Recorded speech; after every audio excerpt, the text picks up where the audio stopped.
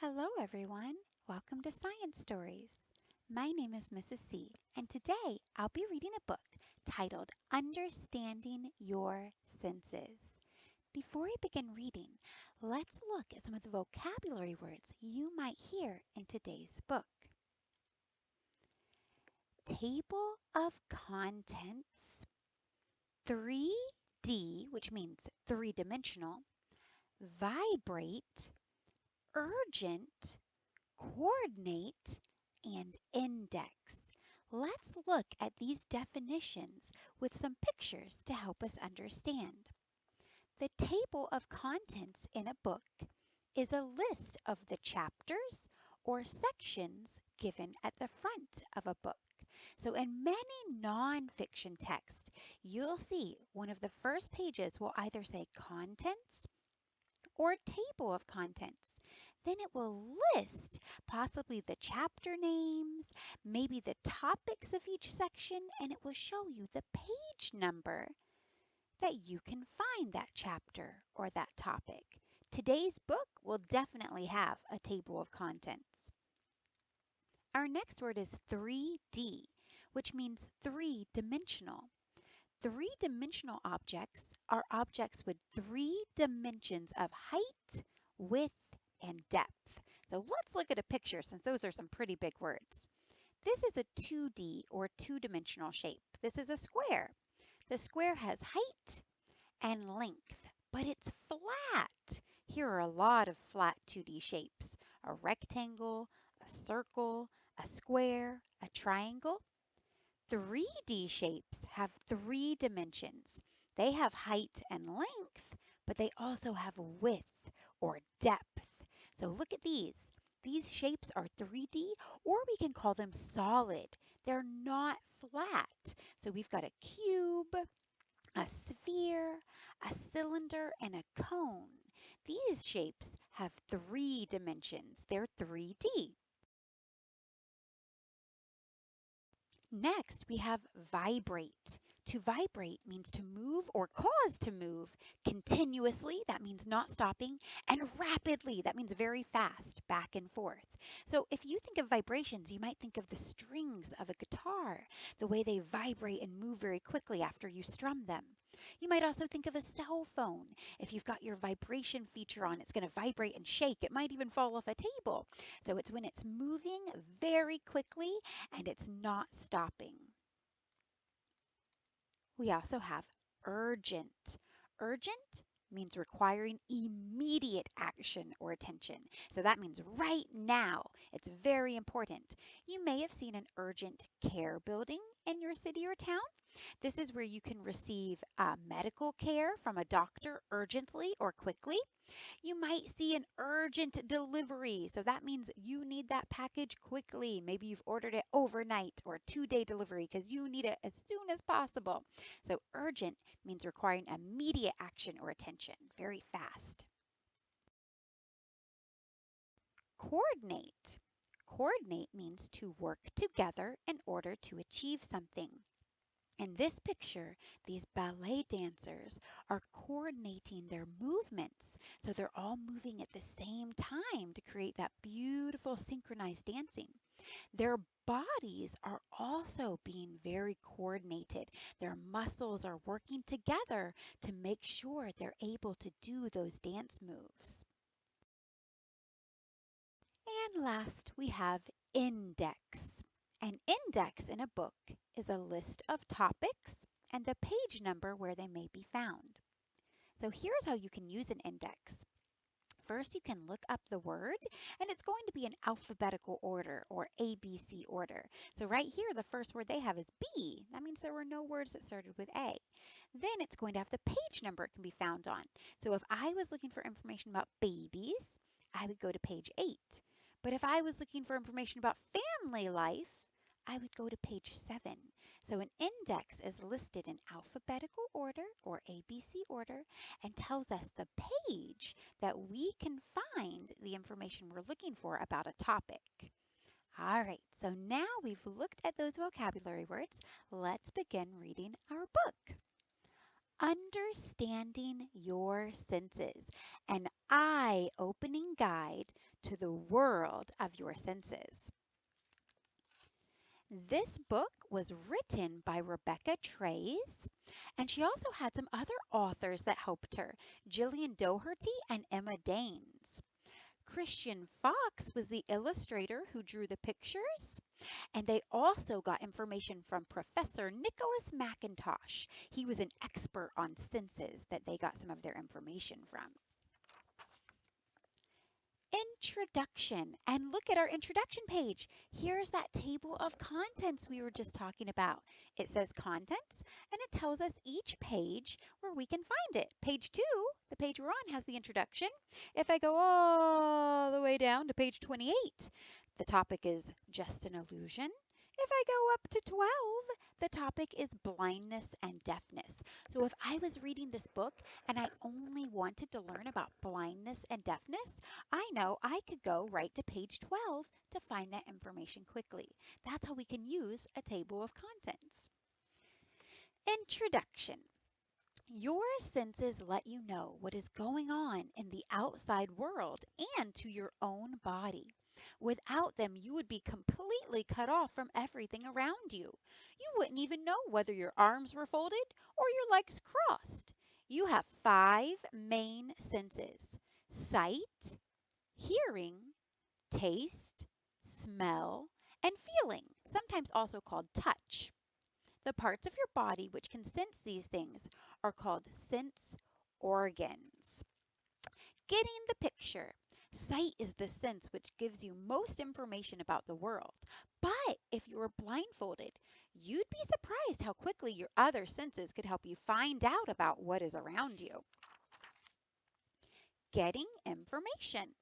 The parts of your sense organs that can tell what is happening are called receptors. Receptors convert information into electrical pulses, which are sent to your brain along nerve cells. Your brain analyzes or thinks about the information and makes you aware of what is going on. It may then send instructions back to parts of your body, making them act upon this information. Here are some more different receptors. The receptors in your different sense organs are designed to detect and respond to different things. This is why you cannot see with your ears or smell with your eyes. Some receptors in your ears respond to sounds. Others respond when you turn your head so you can keep your balance.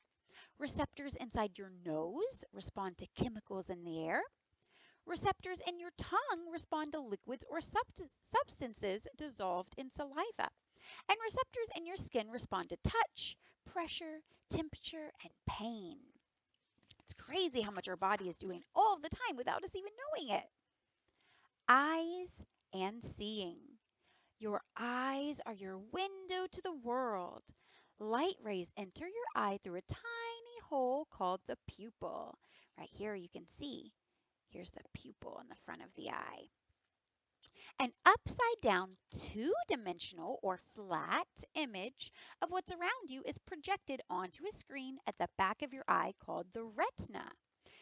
Receptors on the retina, called rods and cones, change this picture into electrical pulses. These are sent along the optic nerve to your brain. Your brain turns them the right way up and makes them three-dimensional or 3D pictures, so solid. Why have two eyes? Hold a finger about 25 centimeters or 10 inches from your nose. Then focus on an object in the distance behind it. Shut each eye alternately and watch your finger jump from side to side. So if I hold my finger out and I look at something and focus on something behind it, and I close one eye, it's going to be on one side, and if I close the other eye, it's going to be on the other side. Our brain works with both of our eyes to put the image where it really belongs. More than meets the eye. A green tennis ball always looks like a green tennis ball, whether it's flying through the air in sunlight or in the corner of a dark cupboard. This is because your brain uses 4 constancy mechanisms: size, brightness, color, and shape. This means that you can recognize the things you look at, even though their image on your retina can be completely different in different situations. Brightness. Light things are brighter than dull things, but a light in a dim room can actually be duller than a dull thing in bright sunlight. But your brain still sees the thing as light because it compares it to other duller things in the room. How you see in 3D. Your brain is very good at figuring out how far away things are. It uses visual signals called cues in the retinal image to determine depth. This, along with binocular vision, remember those two eyes, gives you the 3D picture of what you see. Now we're going to the next sense, which is the sense of hearing. Ears and hearing. If you drop a pebble into the middle of a pond, waves or ripples travel outward to the edges of the water. Sounds make the same kind of waves in the air, but of course you can't see sound waves. When sound waves travel into your ear, you can hear them. So this is how it works. Sound waves travel through the outer ear to the middle ear. The eardrum vibrates as the sound waves strike it. So that means the eardrum inside your ear is shaking and moving constantly back and forth. These vibrations pass along three tiny bones, the malleus, incus, and stapes, to the oval window.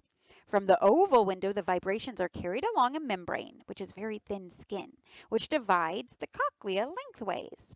The vibrating membrane stimulates tiny hairs in the cochlea. These hairs are the receptor cells. So remember, they're receiving the information. The receptor hair cells convert vibrations into electrical pulses, which pass along the auditory nerve to the brain, and your brain interprets electrical pulses as sound so you can hear. Isn't that crazy? That's what your brain and your ears are doing all the time, right now, while you're listening to my voice even. We don't even think about it, but we are busy at work. Our bodies are doing amazing things. Blindness and deafness.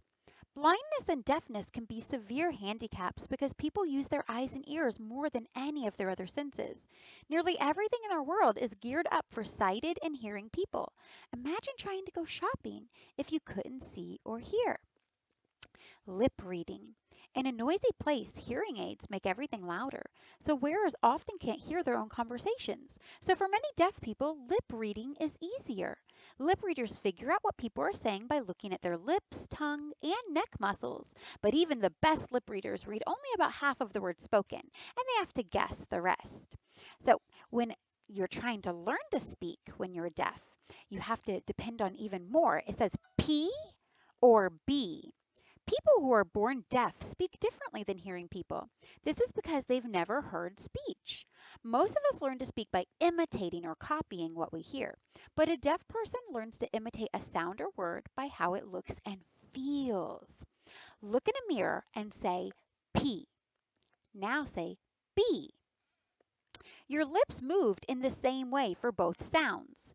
Now say them again, but put your hand in front of your mouth. P, B. Can you feel the difference in the amount of air escaping? This is how a deaf child learns to speak. Isn't that so amazing? So instead of using sound, they're using feelings or touch to feel the way the letters blow the air out of their mouths. It's really amazing. Taste and smell. So now we've got two more senses. You eat and drink because you need energy to live, and energy comes from food. But it would be really boring if your food had no taste or smell.